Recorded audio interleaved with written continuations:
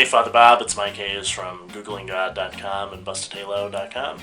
Hope things are going well, and we really enjoy listening to you on Word on Fire, and the Catholicism Project is really great, so I hope you enjoyed doing it as much as we enjoy watching it. A question.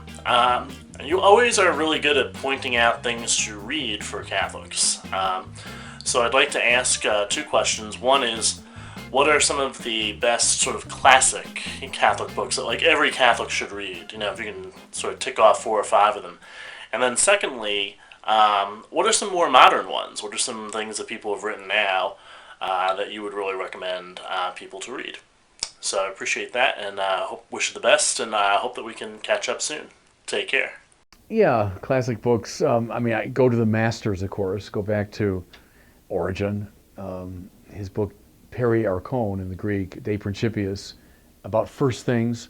That's where Richard John Newhouse's magazine got its title from, is First Things. That's one of the great works of systematic theology.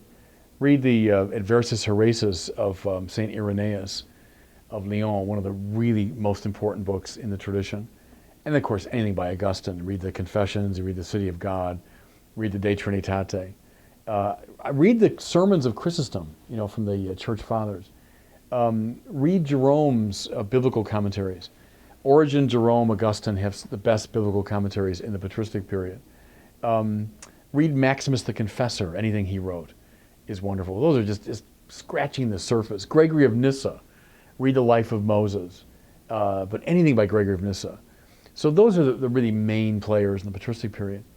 Up in the Middle Ages, of course, you have to read Anselm's Cur Deus Homo, Why God Became a Man, and you have to read the Proslogion, his great work of kind of philosophical theology.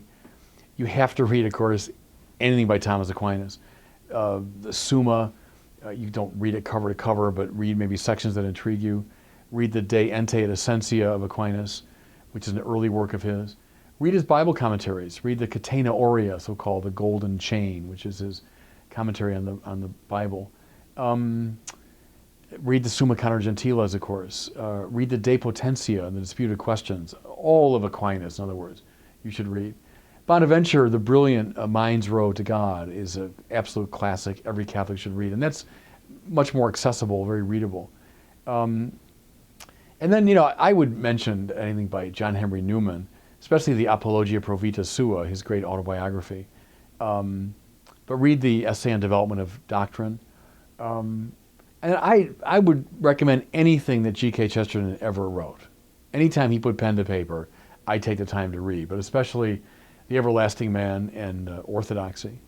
Obviously the confession or the spiritual exercises of Ignatius, you don't so much read those, but you do them, but that would be a way to get immersed in part of the spiritual tradition. On that score, too, read anything by St. John of the Cross. If you want the high water mark of the Catholic spiritual tradition. Come up into the 20th century, Thomas Merton, read The Seven-Story Mountain, which is still a classic. Read New Seeds of Contemplation by Merton. It's wonderful. I'm scratching the surface of the surface of the surface in mentioning those few texts. But what I just mentioned, it'll take you about 10 years to plow through all that. But those are all kind of indispensable classics.